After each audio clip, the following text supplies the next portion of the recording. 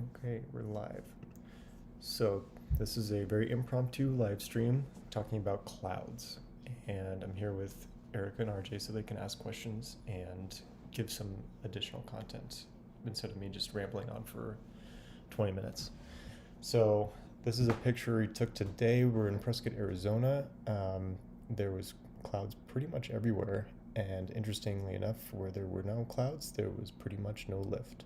So I sunk out because I left the clouds, and a couple other pilots were sinking out because they were under the clouds but kind of not finding the right parts of the clouds. So this was a very interesting day and I think really educational. So when I look at this picture, the first thing I notice is where the wind is coming from. So if you can look at the tops of the clouds, you can see that they're kind of tilted in one direction. This is not always the case, but if there's wind from any direction, then you need to be very perceptive to that. So like the clouds that are right here in the foreground, or the closest clouds, you can see that the wind is coming from the right because they're kind of tilted that way, especially the tops of them. Same thing with this one back here. You can see that the entire cloud is kind of tilting from right to left. Interestingly enough, the clouds that are way back here, you can see that the wind is coming from the left. And this is not necessarily due to like a prevailing wind. It's usually a prevailing wind. So if you have like, I don't know, some front moving through, then generally all the clouds are going to be forming and leaning over in one direction. Today was a really light day and we had a lot of different convergences going on. So this could, the reason for the clouds going from left to right in this case could have been from maybe the air mass in the valley over here heating up more, and now it's creating kind of its own, I don't know, larger air mass that's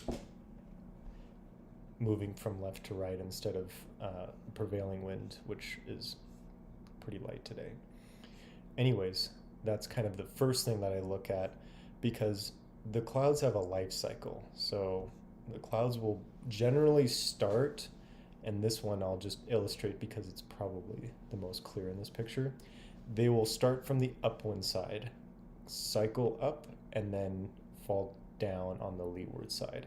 So you kind of have this, you can think of it as like this tumbling thermal that's basically hitting the inversion where the dew point meets, or the temperature meets the dew point, creates a cloud, goes up, starts cooling off, and then starts falling on the other side.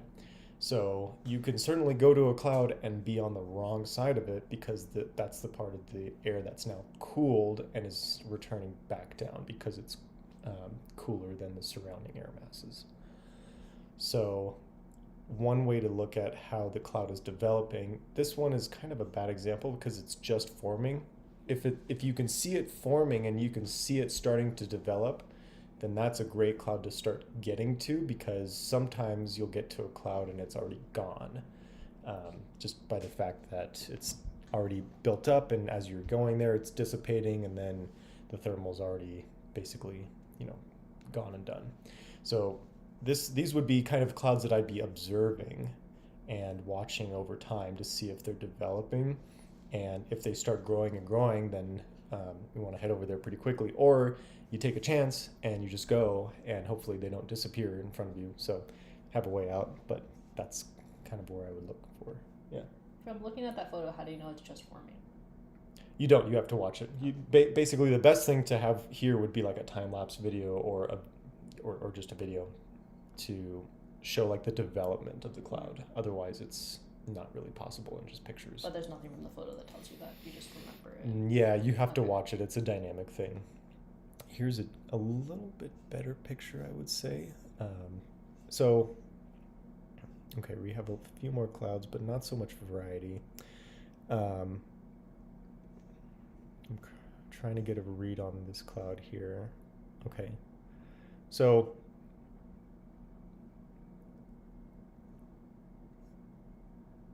where I would look at first for a cloud like this, you want to look at the darker sections of the clouds. So that's where the moisture is being the most compressed, I guess. I'm not sure. I'm not claiming that I know the exact reason why the clouds are darker in that section. But if the areas are darker, that means that there is actively air being pushed up and creating like more dense condensation in that area, and that's why it's darker. You can also sometimes see physically that the bottoms of the clouds are concave or higher than others. So just visually looking, this part of the cloud here looks a little higher than this part of the cloud here. So this is a section of the cloud that is forming. It's building up here, and then it's probably dissipating either on this side or maybe back here. So we could be looking at an image where the cloud kind of direction is more from like straight into the screen and slightly from the right. So it's not like a very clear left or right like the last picture, which can be sometimes difficult when you're facing a cloud, or if you don't have like a good angle, especially if you have like a lot of cloud coverage. Like if you're underneath one of these clouds here, you wouldn't necessarily have a good indication of where the wind is coming from to see where the clouds are forming. But you can see that the clouds are certainly differing in altitude and differing in shades of gray or shades of white. This is a cloud that I would go to.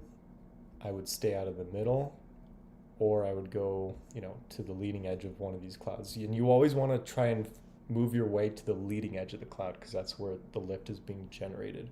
On the trailing edge or the leeward side of the cloud, that's where the lift is dissipating. Technically, if there's no wind, it's like kind of like a thermal where you have this column of air, it's going up, and then after it loses energy, it kind of spills out equally on either side and then dissipates. Why would you not go to the middle then? That seems like a safer bet if you don't know which side to go to. Oh, because there's no lift here. You can see there's just. I'm sorry, I meant like the gray area in the middle. The gray area in the middle is something that, I would try and go towards the gray area, and as I get closer to the cloud, you can start to see the cloud moving. So you'll see the clouds kind of twisting, like, I don't know, I'm sure everybody's familiar with waves rolling on the beach. It's kind of like waves that are in this very slow motion flux where you can watch the clouds start to form and create this kind of tumbling cycle. Let's see, are there any other interesting clouds here? No, it's all pretty much the same here. Okay, let's see. Here's an interesting one. So some pilots were reporting that they were, just for some context here, this is Mingus Mountain. People were getting up in this general area here. Oh, maybe hard to see. In this general area here, climbing up, and then going over the back, kind of under this general area of clouds. And this is a pretty big area of clouds, which it's not one big thermal that's creating the clouds. The clouds are forming because you have smaller thermals, and as it goes up, and it's the heated air is meeting, this moist air, and it's kind of smearing out as it hits the inversion. So we didn't have any thunderstorm potentials developing, so basically the clouds lost energy relatively quickly and then dissipated. But that doesn't necessarily mean that the cloud just disappears as soon as it starts losing lift. It can still remain as a cloud and still stay formed as a cloud and kind of smear out into this larger area, and this is a really good example of it. So it's a little hard to tell where the leading edge of the cloud is, but I suspect because a lot of people were, or at least me in particular, I was able to get relatively consistent lift on the left side of this cloud or of the cloud formation, and you can see some darker bottoms, which would probably air you more onto the side of being to the left. And if the left didn't work, maybe get drifted down to the right side a little bit more if you're not finding much. So based on the clouds, I'm not seeing like any motion or really any apparent direction where the wind is coming from, but what I suspect is it's probably coming from the left, because you have this valley heating up here, and then it's going up and over from left to right as it's cooling down. So this this valley's getting hot first, it's lower altitude, it's getting the sun earlier, especially because this is an east-facing hill. So you have just, in general, more air that's rising and then kind of meeting the air mass that is not so hot yet over in this area. This one is probably a little bit more apparent. You can see that the leading edge of the cloud is right here. You can see this dark area here, and the trailing edge of the cloud, or the leeward side of the cloud, is off to the right. Even though it's still darker, I would say that it's probably not forming very much on that side, or it's the primary thermal that's keeping this cloud afloat is off to the left here. And again, it's just rule of thumb: go to the upwind side. And it's not something, I mean, this is kind of unique because it's a light day, so you'll have thermals that can be generating and turning in either direction. But you can see, for example, like this cloud, I would say start off on the left. This cloud, I would say start off on the right, because you can see that this cloud is it's hard to say without watching like a video of how it's actually moving, but the leeward side looks like it's curling off to the left, so there's probably some lift on the right side here, and it's curling off to the left. And the right looks kind of high. Yeah, and the right does look higher. Sometimes it's a little bit challenging to really get right, because I'm sure everybody's experienced this before, where you look at a really distant object and it looks much lower than it actually is. So distances and perception on altitudes can be pretty difficult, but if you have like another cloud that's nearby, then that helps out a lot. Okay, I think that's everything I had on that picture.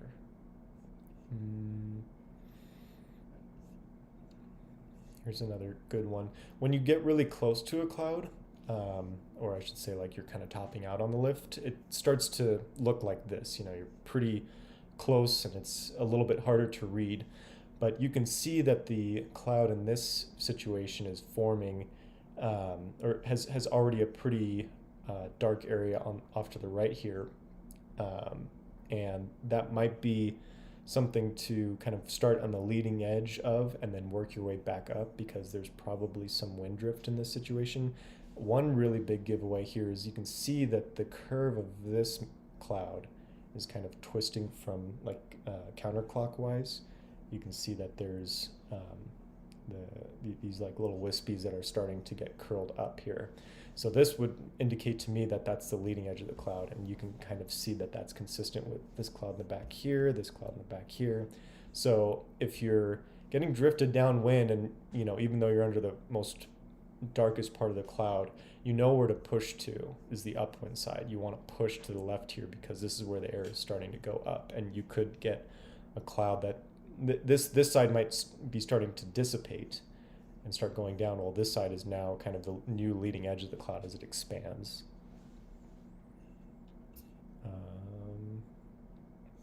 Let's see. Yeah, kind of same with this one here. You have the leading edge of the cloud on this side, it's curling up. You might err on the side of starting a little bit further upwind and then seeing if you can, if it's not working, then just work further back into this darker part, which may still be lifting. It may be starting to dissipate somewhat. That one's confusing because I would want to go for the darker part. You can. I guess what I'm saying is, if you get there and you're not quite finding it, then you know where to search. Like, don't go right, is what I'm saying. Like, right. That'd be pretty much the only wrong answer here. Would you go straight to the darker part, or would you go straight to the left? I tend to go more towards the leading edge. So where I see it starting to lift, I err on that side. And then if I'm not finding anything, I'll work downwind just a little bit. But usually my inclination is always to work upwind of the lift and then kind of get work downwind, because on the leeward side of the thermal, you can get some pretty shitty sink. It can get pretty bad.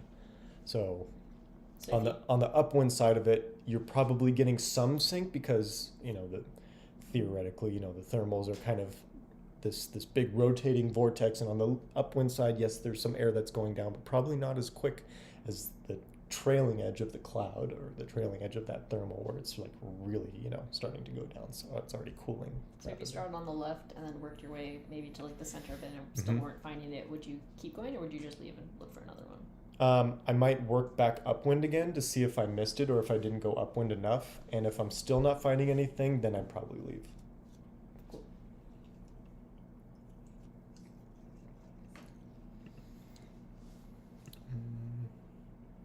Yeah, these ones, and this is like, you can kind of think of it. This is like,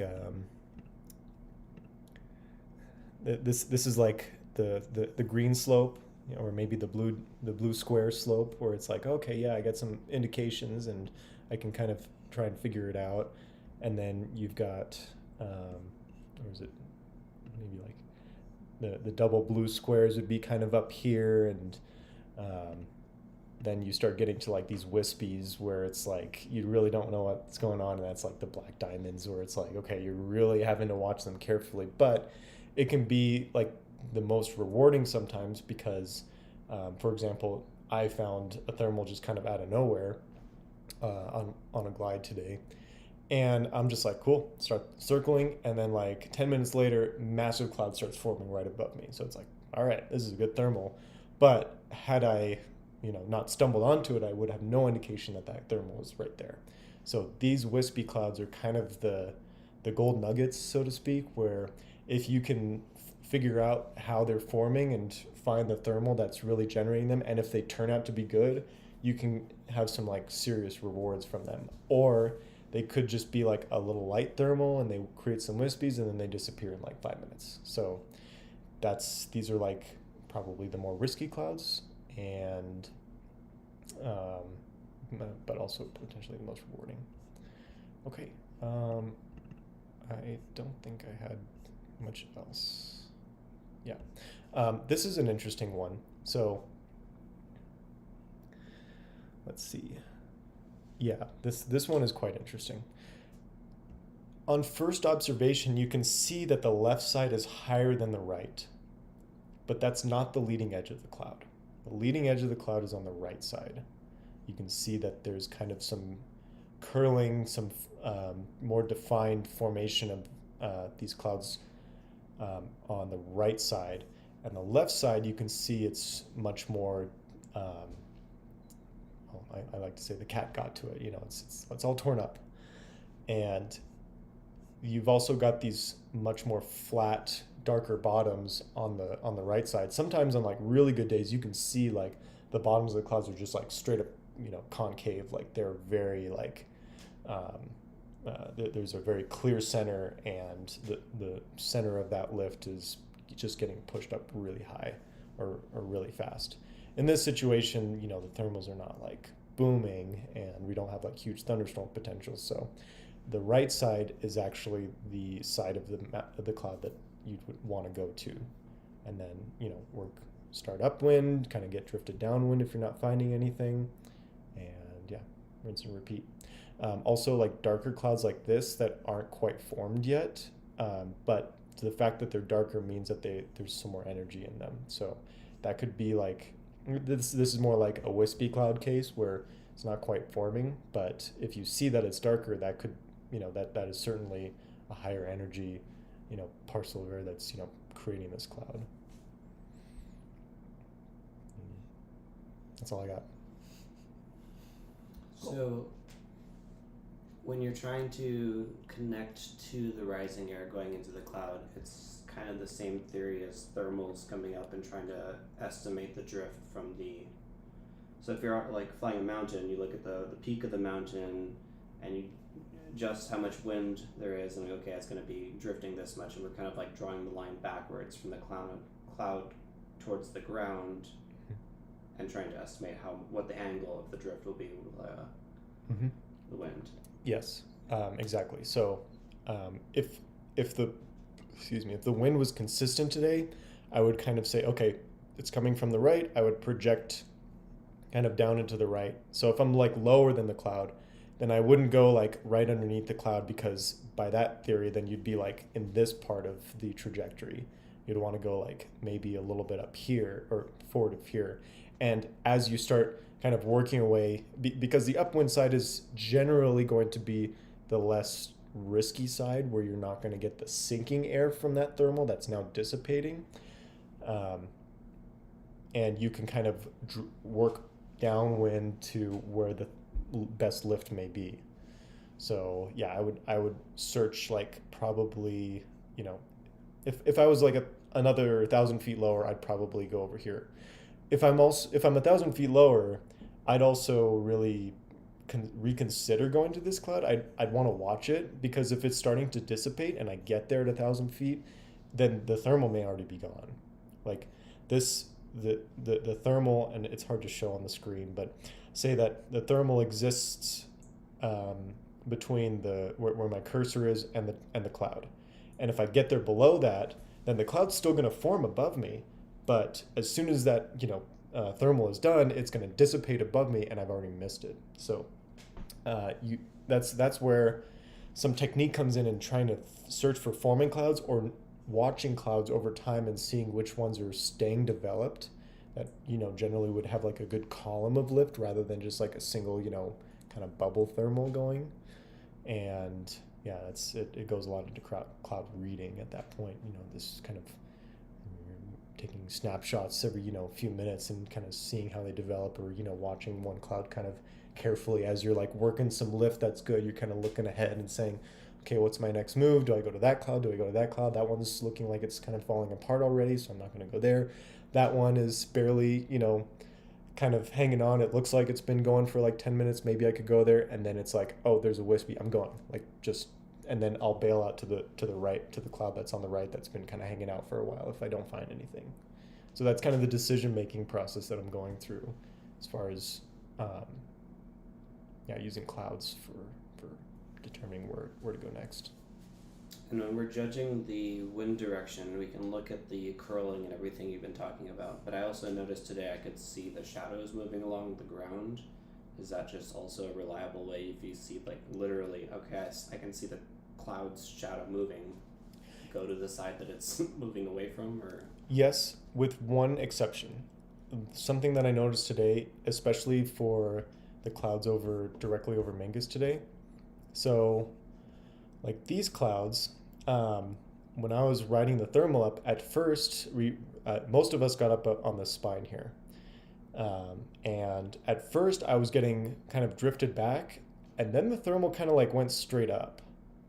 So depending on what the winds are doing at that altitude, the cloud will follow what the winds are doing at that altitude, and not below. And that kind of gets into where you have to read the wind direction depending on other references. So this is something that my sailplane instructor, you know, just drilled into me. I mean, we're just flying in a random direction. He's like, where's the wind coming from? I'm just like, I don't know. He's like, look, the mountain over there is moving very slowly off to the right. Can you see that? No. Okay, well, keep looking and you'll get it. It's like a very fine skill, or like watching your ground track and, you know, doing like two different headings to see like if your ground track increased or if your rate over the ground changed depending on where you turn. That's another way to determine where the wind is coming from at that altitude. So in general, like if you're flying in most days, yes, the clouds are probably going to you're probably going to have a more consistent wind, especially if you're in an area where it's like this valley. Generally speaking, you're going to have the valley that's kind of, you know, suddenly expanding. It's pushing out towards the mountains, you know, and in the middle, it's probably going to be going more straight up. And then as you get to the other side of the valley, maybe the wind is going to start, you know, changing in a direction away from the valley. So there's not quite a hard and fast rule, but if you've got nothing better to go off of, then I would say that's not a bad means. Okay, yeah, because I wasn't sure what to do with this cloud that I was under, because I was more on the valley side, and I felt like the air should be coming up from the valley towards the mountain. And then I looked at the cloud track, and the cloud was moving away from the mountain, Mhm. and I was Mhm. realized I probably should have been on the mountain side of the cloud, but at that point I didn't want to go away from the LZ, Right. so I didn't want to go deeper away from where my target. But Well- I think that's maybe where I should have been. Well, that's an interesting case because like at Mingus, it's a leeward sight. So the upper air is usually going to be coming from over the back, Mm-hmm. but the thermal that's forming that cloud is coming up from the valley. So at some point it's going up and then kind of changing directions Oh and my now God. getting drifted the other direction. So I guess like the lower you are, the less you can really use the shadows. But if you're right up almost at the clouds, you should be able to use the shadows. Yeah, and then you have a pretty good indication where the Yeah. wind is coming from. That makes sense. Yeah, the shadows I would say is like I said, if you got nothing better, worth a shot. But as we just discussed. Yeah, that makes sense. Sounds like a good use if you're like right up under them and can't really see them, you know, because you're really close under them. Yeah, but if you're that close underneath the cloud, it's kind of like, well, life's good. Well, and you're not hope worried so. about too much. Hopefully, not worrying too much about it. You should still at that point you should kind of be looking ahead, Yeah. like look at clouds that are away from you. Unless that's the only cloud, then it's like, well, okay, I gotta work this, and it's gotta work. All right. Yeah. Any other questions?